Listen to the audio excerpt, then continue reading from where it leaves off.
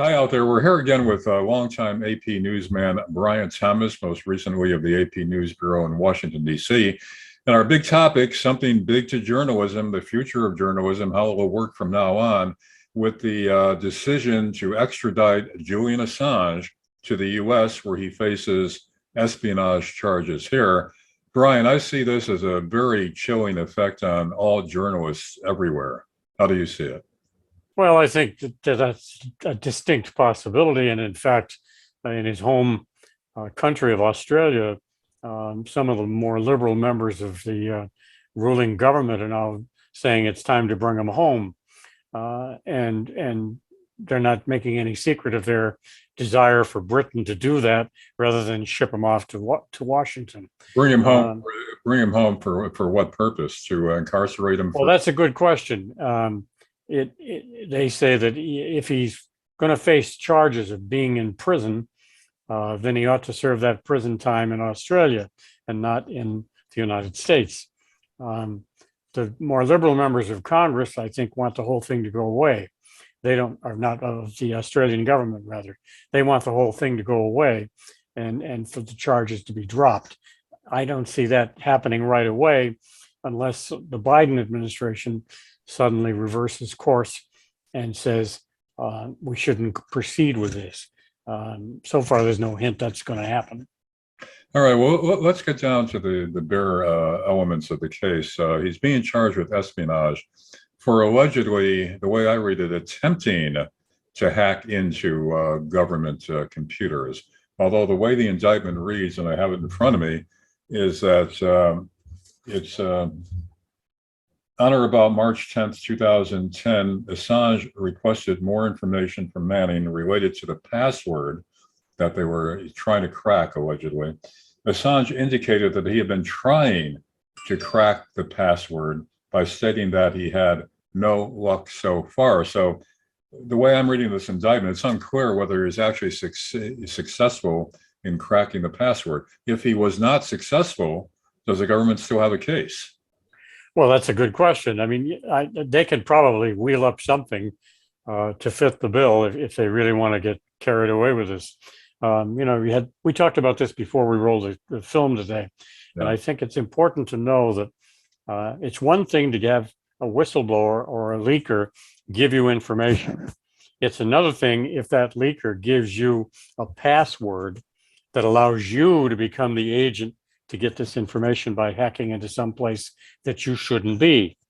If you make an attempt to do that, that's one level of impropriety. If you get in, that's a whole nother ball game. So if he didn't get in, the severity of what he's done is much less important than if he'd gotten in. Well, what disturbs me here, Brian, red flags of caution here, is how nebulous will the definition be of hacking from now on with this new standard that would be established if he is convicted in the U.S.? Would successful hacking constitute, let's say, with the Pentagon Papers, Daniel Ellsberg, information to the New York Times, Washington Post? Now, if a Washington Post reporter who was assigned to the Pentagon knew about the security habits in the Pentagon and told Ellsberg, well, a way to get it out to me, the papers physically, is at a certain entrance at a certain time where the guards are are changing shifts, whatever, would that constitute hacking under what seems to me like a nebulous definition in the indictments? And if it's that nebulous, then anybody could be charged with hacking for any kind of cooperation with the leaker, and that's a whole new standard. It may well be, but keep in mind that this administration and the Trump administration and the Biden administration and the Obama administration and all administrations before have taken a position that they don't like leakers. They don't like people leaking stuff that they shouldn't be leaking to the press, in their view. Right. So this is not new. Nixon didn't like it, and Ford didn't like it. Reagan certainly didn't like it. This is not unusual for governments to try to muzzle leakers. That's not a new game. That's not new, but what would be new if they successfully convict him on what I think may be nebulous charges, because until now, we've both been in broadcast journalism for decades, and there were people leaking stuff to us. Now, the leakers are subjected to criminal penalties, but not the reporters who receive the leaks. I mean, that's been the standard. That's what happened with the Pentagon Papers. And even with what Assange was supposedly a co-conspirator in leaking to the press, the New York Times published it. The Washington Post, major publications went along with that.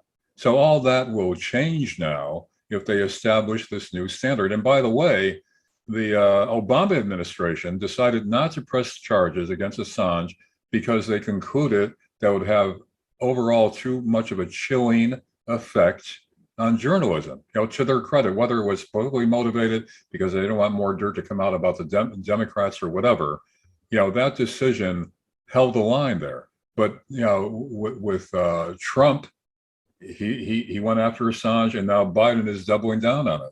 So again, whoever in the administration of Obama, for whatever reasons, I think correctly assessed the chilling effect that this would have if they prosecuted and convicted him. And here's where we are today. I think there's a good deal of logic in that, but here's what Biden has to think about. God forbid if Trump gets back in 2024 and this precedent is set to squeeze leakers for all kinds of impropriety in coming forward with whistleblower information, then just imagine the circus we'll have then. So I think Biden has to think long and hard about whether he really wants to do this and proceed with it, because there's always going to be a nut down the road who will abuse the system. And I don't think you have to look very far to see one coming here. All right. So you were saying that if Biden proceeds with the prosecution and gets a conviction, that'll in the end up biting him in the rear end in the end? Well, it sets the stage for people who don't like leakers at all to really circle the wagons and get away with all of the stuff that they would normally not be able to get away with. Oh, I see what you're saying. So I'm saying that, look, all you have to do is look at some sort of a despotic person coming into office and saying, hey, look, I can get away with anything now because all I have to do is throw the reporters in jail, throw the leakers in jail, and I'll shut everybody down. Yeah. And historically, that's never been the way the country's operated. See, I mean, I feel that whatever the case was with Assange, whether he actually hacked or not, you've got to look at the overall picture and the effects it will have on journalism and investigative reporting in this country. And once they set this new standard, there will be no more whistleblowers because their anonymity will not be protected. And they could be convicted as well, along with reporters.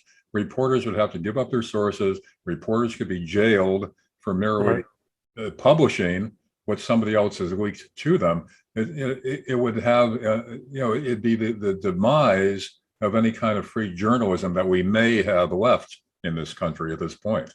All right. But here's what I'm going to tell you now. It would not, even if Assange is convicted, it would not prevent whistleblowers from coming forward, just like we've seen since the Trump administration became the Biden administration. Whistleblowers came forward publicly to state their cases. They didn't have to use a reporter to do it.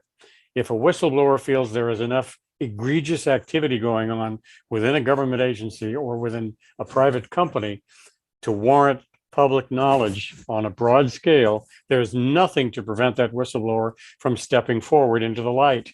Now, Brian, the key here is the broad scale. A whistleblower may come forward with general accusations, but to back it up, he'd have to leak secret government information, which would hold him to a criminal contempt. Well, that's true. But the whole thing is which came first here, the chicken or the egg? And I think that what we'll wind up with is a situation where, as you described, that there won't be much activity to bring nefarious acts within a government to light if indeed this trial this case goes to trial and the government prevails.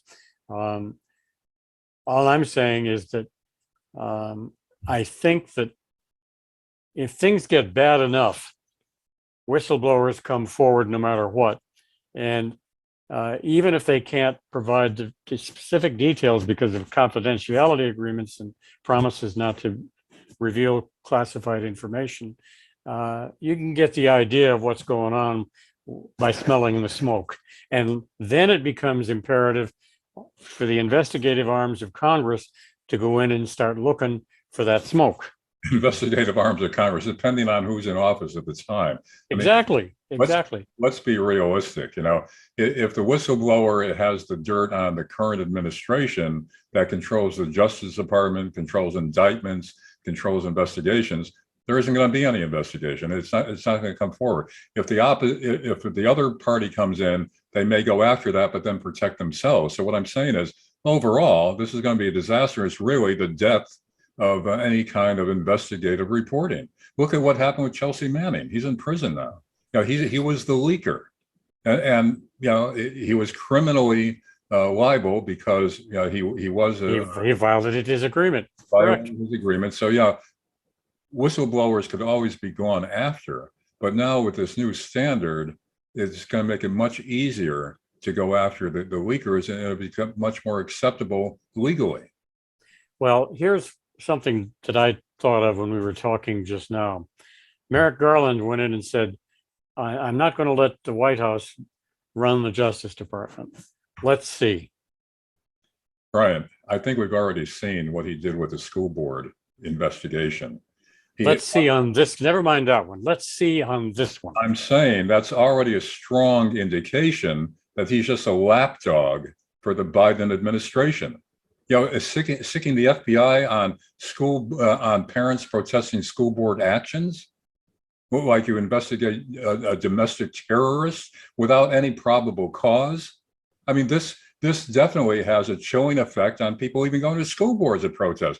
In the letter that the National School Board Association sent to Merrick Garland, there was no mention of any violence in any of these incidents that they were claiming called for FBI investigation. I mean, this whole thing was engineered from the beginning.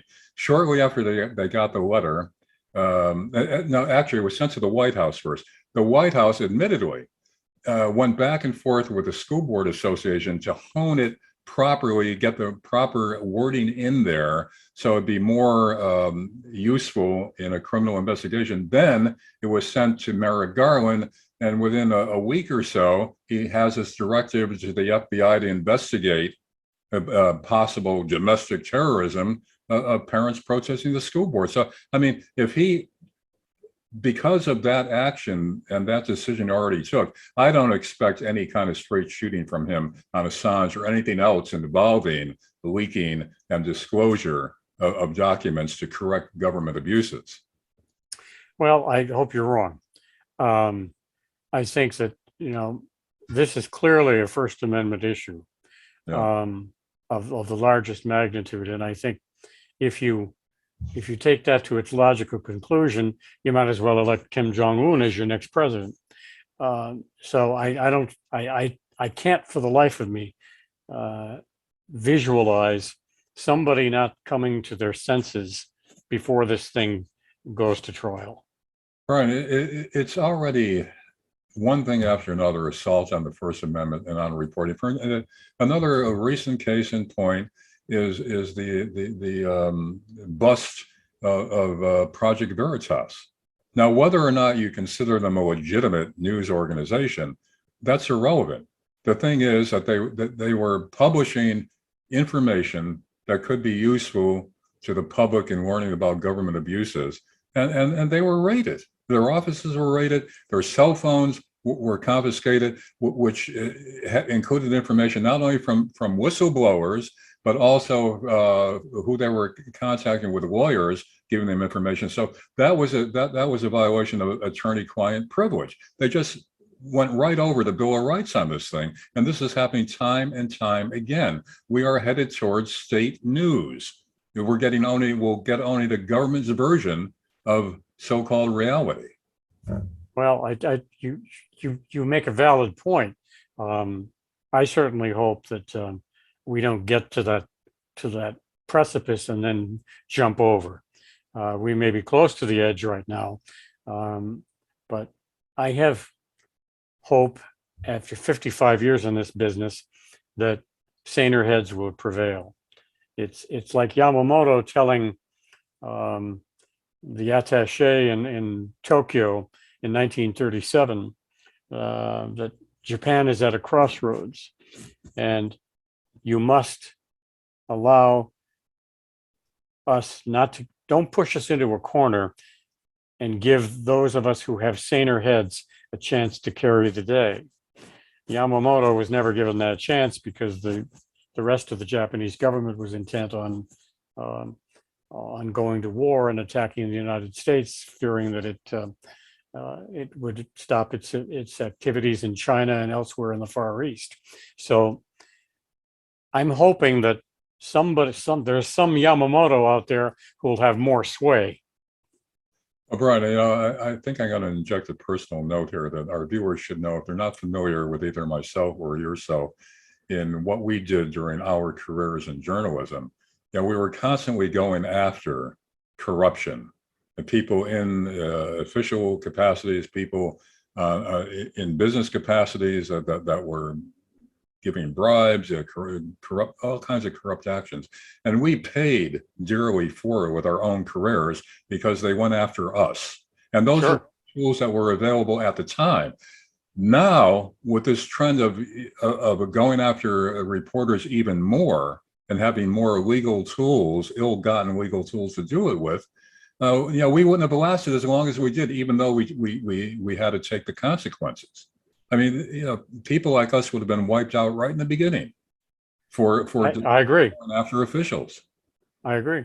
I think that you and I, especially me, we're victims of a concerted effort, not once but twice in my case, to end my career because I dared to step on toes.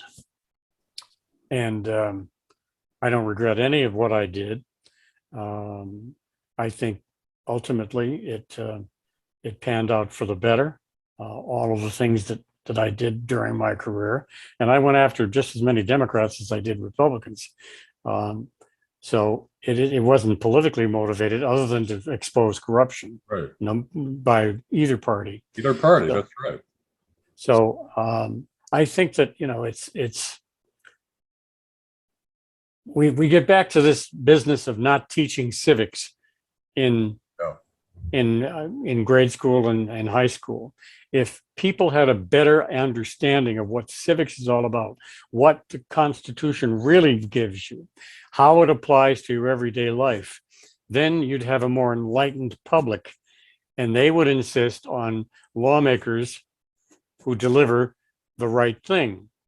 Now everything is just crazy. I mean, there's nothing going on here that makes any sense in the political arena.